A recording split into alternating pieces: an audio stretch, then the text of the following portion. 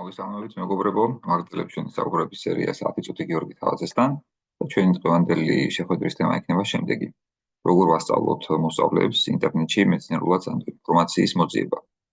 წლების მანძილზე მქონდა პირველ კურსელებთან შეხება და ეს იყო ხშირად პრობლემა, რომ მათ არ იცოდნენ უჭირდათ, მოდი ესე ვთქვათ, მოეძიებინათ ინტერნეტში ინფორმაცია, როგორც ქართულ, ასევე უცხოურ სივრცეში. მოდი დავიწყოთ ქართული სივრცით.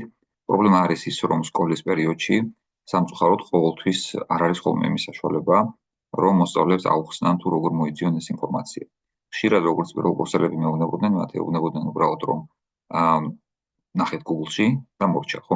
რა თქმა უნდა, ეს არ არის საკმარისი, საჭიროა ჩაღრმავება და შეიძლება ამას ბევრი მასწავლებელი აკეთებს კიდეც, მაგრამ მაინც საჭირო თვლი რომ რამდენიმე ესეთი რჩევა გავაკეთო, მათთვის ვისაც ეს შეიძლება საინტერესო იყოს.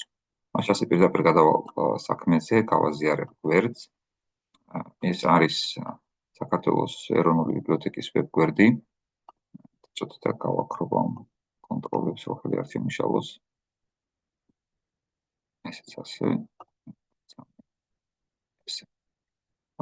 ეს არის საჯარო ბიბლიოთეკის ვებგვერდი, რომელიც არის ძალიან მნიშვნელოვანი, რომ ყველა მოსწავლე ნახოს. მასწავლებლებმა მიუთითონ მათ ეს გვერდი. მე ახლა სწრაფად გადავალ სხვა გვერდზე, რადგან მინდა გავამახვილო ყურადღება ამ ქვეგვერდზე, რომელიც საჯარო ბიბლიოთეკას აქვს. ეს არის რესურსების განყოფილებაში ციფრული ბიბლიოთეკა. თუ აქ შევალთ, გაიშლება ძალიან საინტერესო კოლექციები, რომელიც აქვს საჯარო ბიბლიოთეკას. მათგან მე ყურადღებას გავამახვილებ ციფრულ ბიბლიოთეკაზე ივერიელი. კერძოდ თუ შევალთ ივერიელის ბიბლიოთეკაში, ნახავთ რომ აქ არის სხვადასხვა ფონდი, დაწყებული აუდიო მასალებით, გაზეთებით, მათ შორის კარტოგრაფია, ნოტები, პლაკატები, ჟურნალები, თუმცა წიგნები. აი, შევიდეთ მაგალითად წიგნებში, როდესაც ჩვენ შევალთ წიგნებში, აქ ნახავთ რომ 16000-ზე მეტი წიგნია გაციფრულებული, ეს საკმაოდ დიდია და ისინი შეიძლება დაალაგდეს სხვადასხვა, ესე იგი, კატეგორიის მიხედვით, მაგალითად გამოცემის თარიღით. და ეს არის ძალიან საინტერესო, იმიტომ რომ მაგალითად მოსწავლეებს, როდესაც ესაუბრებით პირველად ქართული წიგნის შესახებ, რომელიც ყველას მოგახსენება იყო ქართული ტარიული ლექსიკონი, არის გაციფრულებული ვერსიით და შეიძლება თვალსაჩინოების სახით მოსწავლეებმა ეს ნახონ და ეს არის ძალიან საინტერესო, რომ რაღაცას როცა ვეუბნებით, ამავე დროს მათ ვაჩვენებთ, როგორ გამოიყურებოდა ეს რაღაც. და ამგვარი ვიზუალიზაცია მე ვფიქრობ, უაღრესად მნიშვნელოვანია სწავლის დროს.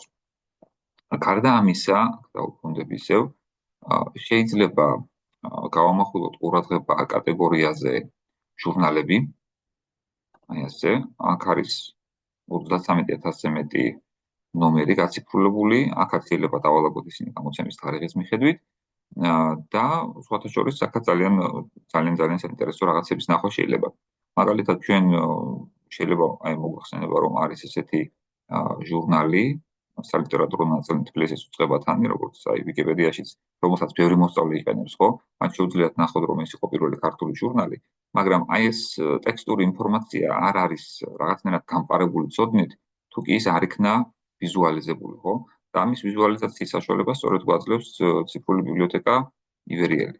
ბევრი ის მაგახსნილი, აი დაუბრუნდები, აი აქ მას შეუძლია მოსწავლეს გახსნას ეს, შემდეგ დააჭიროს და ჩაიტვირთება და მას შეუძლია თვითონ შეხედოს, როგორ გამოიყურებოდა ჟურნალი, რა ეწერა და ცნობის მოყარე მოსწავლეს შეუძლია დაინტერესდეს და შემდეგში უფრო გაეცნოს და კიდე წაიკითხოს, ხო?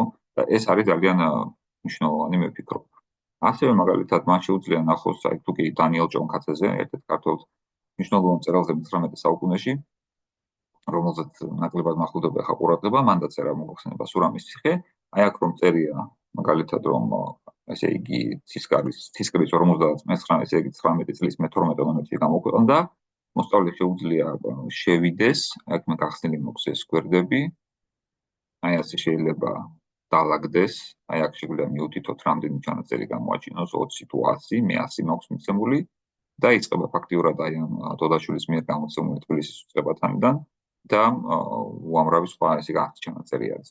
აქ შეგვიძლია ნახოთ 1859 წლის მე-12 ნომერი, სადაც როდესაც გახსნის აი ამას დავუყურავ, აი ეს ასეთ სახეს მიიღებს და უკვე როდესაც დააჭერს, ჩაიტვირთება ეს ნომერი და მას შეუძლია ნახოს თავშოთ ორიგინალში, ასე ვთქვათ, როგორ გამოიყურებოდა ეს სურამის ციხე. ახლა ტექსტი რა თქმა უნდა იგივე იქნება, მაგრამ კიდევ ვიმეორებ, ეს ამგვარი რაღაცის ნახვა არის ძალიან მნიშვნელოვანი მოსწავლე ეჩვევა პირველ წყაროებთან მუშაობას.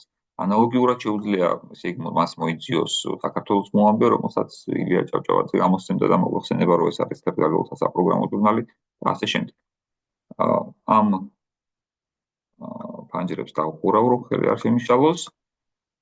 ასევე დავუშვათ თუ კი თუნდაც აი ვარძიის შესახებ აქ უკვე ჩაწერილი მაქვს, ჩავწერთ აი ვერიელში და მიუთითებთ ძიებას წიგნების კატეგორიაში, იმიტომ რომ აქ შეიძლება იყოს ყველა ფონდი, დიასპორის ბიბლიოთეკა და ასე შემდეგ, უბრალოდ წიგნები. აქ ამოაგდებს ასე ვთქვათ ჭალებში პასუხებს, ხო? ანუ რასაც იმ წიგნებს, რომელიც არის გაციფრულებული და მე აქ რამდენიმე გახსნილი მაქვს. მაგალითად ჯავახეთი ისტორიულ ხუროთმოძღვრული გზამკვლევი, ეგერ და მოსწავლეს შეუძლიათ დამატებით მოიძიოს ინფორმაცია ვარძიის შესახებ. წაიკითხოს, ნახოს და უფრო სხვადასხვა ვარძიის თუ სხვა ძეგლების გეგმების ნახოს და უფრო ასე ვთქვათ სანდო წყაროებით იხელმძღვანელოს. ან თუნდაც ესეთი წიგნიც ნახოს, ექსკურსიით საქართველოს გარშემო, სადაც შეუძლიათ წაიკითხოს წინასწარ ინფორმაცია და თუ კი ექსკურსია იგეგმება სკოლის მიერ, შემდეგ შეადაროს იქ რაც ნახა. ამიტომაც ასეთი რაღაცები მე ვფიქრობ არის ძალიან საინტერესო და ამ ციფრული რესურსების გამოყენება არის საჭირო. გარდა ამისა, არის ესეთი მნიშვნელოვანი ვებგვერდით, ეს არის კატალოგის გვერდი. ეცოტათ ახლა მე მინდა რომ კატალოგს დავაყენო. აი ეგერ ახალი ძიება, აი ეს არის კატალოგის გვერდი, ეს არის ასევე ძალიან მნიშვნელოვანი. თუ კი აქ ჩავწერთ საკვანძო სიტყვას ამ შემთხვევაში ვარძიას და მიუთითოთ, მოდით, ჟურნალის სტატიები.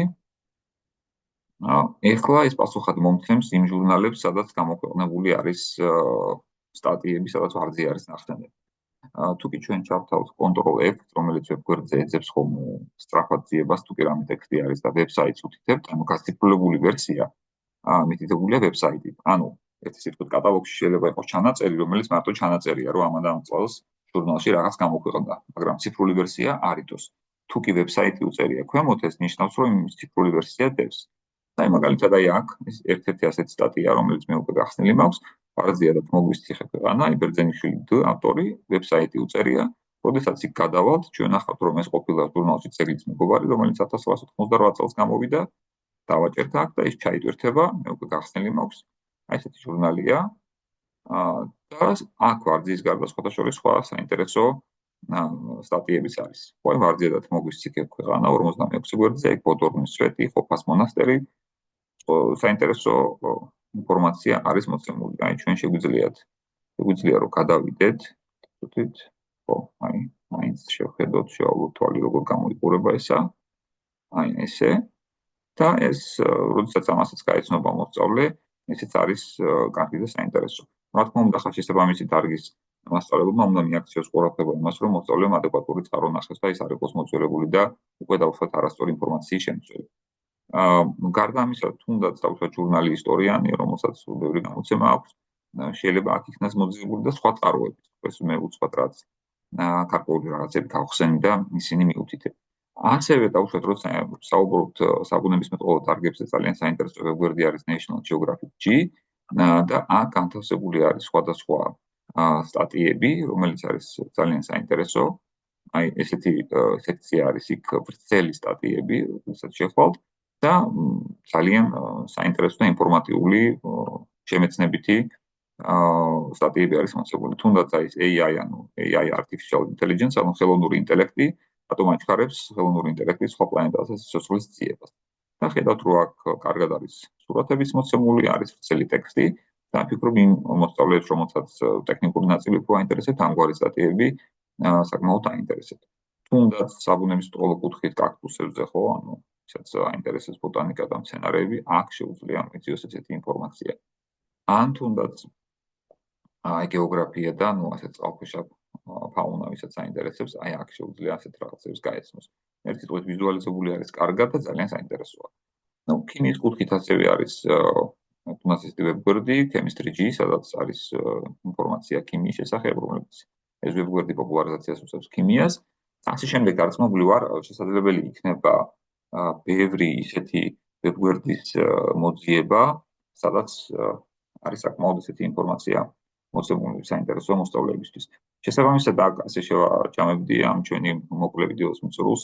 არ არის ბუნებრივია საკმარისი რომ უთხრათ მოსწავლეებს რომ მოიძიეთ Google-ში, ყველა შესაბამისი დარგის მასწავლებელს თვითონ უნდა ჰქონდეს შეგულებული გარკვეული გვერდები და აჩვენოს ეს მოსწავლეებს წინასწარ, როგორ უნდა მოიწიოს აქ ინფორმაცია ამ და ან სხვა გვერდებზე და შემდეგ უკვე მისცეს დავალებები და არავითარ შემთხვევაში ჩემი აზრით ეს არ უნდა იყოს, რომ უბრალოდ ადექით დამოიძიეთ და რასაც ნახეთ გადააწყდებით, იმიტომ რომ მოსწავლე შეიძლება ბევრ არასანდო წყაროს გადააწყდეს და დავუშვათ მერე გარკვეული გაუგებრობები წარმოუშვას ამ.